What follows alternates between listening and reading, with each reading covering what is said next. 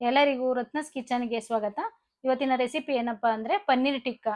ಅದನ್ನು ಮಾಡಲು ಬೇಕಾಗುವ ಇಂಗ್ರೀಡಿಯೆಂಟ್ಸ್ ಏನಂದ್ರೆ ಕ್ಯಾರೆಟು, ಈರುಳ್ಳಿ, ಪನ್ನೀರು, ಕ್ಯಾಪ್ಸಿಕಮ್ ಎಲ್ಲನೂ ರೆಡಿ ಮಾಡಿಕೊಂಡು ಆಮೇಲೆ ಟೂತ್ ಪಿಕ್ಸ್ ತಗೊಂಡು ಮೊದಲೇ ಕಟ್ ಮಾಡಿರುವಂಥ ಕ್ಯಾಪ್ಸಿಕಮ್ಮು, ಕ್ಯಾರೆಟು, ಈರುಳ್ಳಿ, ಪನ್ನೀರು ಎಲ್ಲನೂ ನೀಟಾಗಿ ಜೋಡಿಸಿ ಒಂದಾದ್ಮೇಲೆ ಒಂದು ಈ ಥರ ನೋಡಿ ನೀಟಾಗಿ ಬರೋ ಥರ ನಮ್ಗೆ ಎಷ್ಟು ಬೇಕೋ ಅಷ್ಟು ರೆಡಿ ಮಾಡಿ ಒಂದು ಪ್ಲೇಟಲ್ಲಿ ಜೋಡಿಸ್ಕೊಬೇಕು. ಆಮೇಲೆ ಒಂದು ಪಾತ್ರೆ ತಗೊಂಡು ಅದರಲ್ಲಿ 1 ಸ್ಪೂನ್ ಕಡಲೆ ಹಿಟ್ಟು, 1 ಸ್ಪೂನ್ ಅಕ್ಕಿ ಹಿಟ್ಟು, 1 ಸ್ಪೂನ್ ಕಾರ್ನ್ಫ್ಲೋರು, ಸ್ವಲ್ಪ ಚಿಲ್ಲಿ ಪೌಡ್ರು, ಸ್ವಲ್ಪ ಪೆಪ್ಪರ್ ಪೌಡ್ರು, ಸ್ವಲ್ಪ ಜೀರಿಗೆ,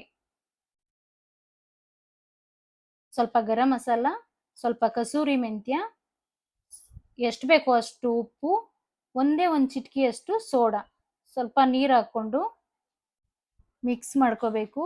ನೋಡಿ ಈ ಥರ ಬರೋ ಥರ ಚೆನ್ನಾಗಿ ಮಿಕ್ಸ್ ಮಾಡಿಕೊಂಡು ಸ್ವಲ್ಪ ಮೊಸರು ಸೇರಿಸ್ಕೋಬೇಕು. ಮೊದಲೇ ಜೋಡಿಸಿರುವಂಥ ಪನ್ನೀರ್ ತಗೊಂಡು ಎಲ್ಲನೂ ನೀಟಾಗಿ ಮಿಕ್ಸ್ ಮಾಡ್ಕೋಬೇಕು. ಮಿಕ್ಸ್ ಮಾಡ್ಕೊಂಡಿರುವಂಥ ಪನ್ನೀರ್ನ 10 ನಿಮಿಷ ಫ್ರೀಸರಲ್ಲಿ ಇಡಬೇಕು. ಫ್ರೀಸರಲ್ಲಿ ಇಟ್ಟರೆ 10 ನಿಮಿಷ ನೆನೆಸಿದ್ರೆ ತುಂಬ ಚೆನ್ನಾಗಿರ್ತದೆ ಮತ್ತು ಟೇಸ್ಟಾಗಿರುತ್ತೆ. ಈಗಾಗಲೇ 10 ನಿಮಿಷ ಆಗಿದೆ. ಫ್ರೀಸರಲ್ಲಿ ಇಟ್ಟಿರೋದನ್ನ ಪನ್ನೀರ್ ಆಚೆ ತಗೊಂಡು ಅದನ್ನು ಮತ್ತೆ ಒಂದ್ಸಲ ನೀಟಾಗಿ ಮಿಕ್ಸ್ ಮಾಡ್ಕೋಬೇಕು. ನೋಡಿ ಎಷ್ಟು ಚೆನ್ನಾಗಿ ಮಸಾಲೆ ಹಿಡ್ದೈತೆ. ಮತ್ತೆ ಹಂಗೆ ಮಿಕ್ಸ್ ಮಾಡ್ಕೋಬೇಕೆಲ್ಲನೂ. ಮತ್ತೆ ಒಂದು ಬಾಣಲೆ ತಗೊಂಡು ಅದಕ್ಕೆ ಎಣ್ಣೆ ಬಿಟ್ಟು ಮೀಡಿಯಂ ಫ್ಲೇಮಲ್ಲಿ ಕಾಯಿಸ್ಕೋಬೇಕು.